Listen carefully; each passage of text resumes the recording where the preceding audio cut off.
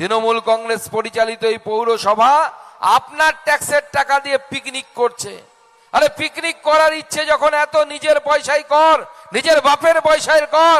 আর যদি না থাকে বুনিয়াদপুর বাস স্ট্যান্ডে হাতে বাটি নিয়ে বস, বিজেপি ভিক্ষা দিবে পিকনিক করার জন্য। জনগণের টাকায় পিকনিক করবি? আমরাও তো এই শীতের সময় মাঝে মাঝে আমাদের পার্টির পিকনিক হয়, আমাদের কর্মীরা করে। আমরা তো জনগণের টাকায় করি না, আমরা তো নিজের পকেট থেকে টাকা দিয়ে করি। আমরা নিজের পকেট থেকে সবাই যার সামর্থ্য মতো 50 টাকা 100 টাকা দিয়ে পিকনিক করি। আজকে ভাবতে অবাক লাগে, মহোৎসব চলছে যে এখানে যে জনগণের ট্যাক্সের টাকা দিয়ে, সেই টাকা দিয়ে মহোৎসব চলছে।